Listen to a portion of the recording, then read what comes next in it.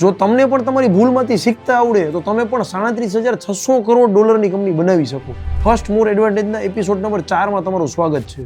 1990ના અરસામાં જો તમારે મૂવી જોવું હોય, તમારી પાસે બે જ ઓપ્શન હોય. કાં મૂવી તમે થિયેટરમાં જોઈ લ્યો, કાં એ જ મૂવીની ડીવીડી તમે રેન્ટ કરી લ્યો. અમેરિકામાં બ્લોકબસ્ટર નામની કંપની હતી જે ડીવીડી રેન્ટ ઉપર આપતી.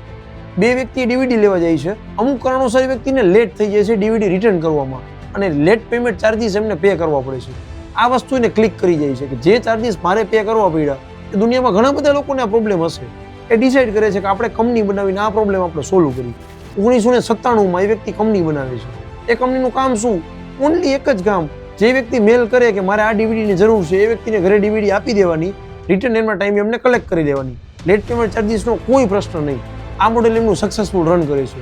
1999માં એ વ્યક્તિ માત્ર 925 ડીવીડીથી જ આ કામની શરૂઆત કરે છે. એની કોમ્પિટિશનમાં બ્લોકબસ્ટર કે જે કંપની પાસે 1000 સ્ટોર છે અને કરોડો રૂપિયાની ફેસ વેલ્યુ છે, છતાં એ વ્યક્તિ પોતાનો એક જ ફોકસ ઉપર કામ કરે છે, પ્રોબ્લેમ સોલ્વિંગ. મારે લોકોના પ્રોબ્લેમ સોલ્વ કરવા છે. 1999માં એ સબસ્ક્રિપ્શન મોડલ લોન્ચ કરે છે કે મહિનાની એક ફિક્સ અમાઉન્ટ, જે ડીવીડી જોતી હોય ડીવીડી મળી જશે, ઘરે પહોંચી જાય, રિટર્ન કલેક્ટ કરી જાય, કોઈ લેટ પેમેન્ટ ચાર્જીસની ચિંતા નહીં. આ મોડલ એનું સક્સેસફુલ થાય છે. એ બ્લોકબસ્ટરની સામે બેસી જાય છે કે અમારી કંપની તમે પરચેસ કરી લ્યો, આ મોડલ બહુ જ સક્સેસફુલ છે. માત્ર 5 કરોડ ડોલરમાં એમને ઓફર હોય છે. બ્લોકબસ્ટર રિજેક્ટ કરે છે. એ વ્યક્તિ હિંમત નથી હારતા, ફરીથી કંપની ઉપર કામ કરે છે. 2007માં લાઈવ સ્ટ્રીમિંગ લોન્ચ કરી દે છે. 2013માં એ વ્યક્તિ પોતાનો ઓરિજિનલ કન્ટેન્ટ બનાવવાનું ચાલુ કરે છે અને પોતાનો ફર્સ્ટ શો લોન્ચ કરે છે.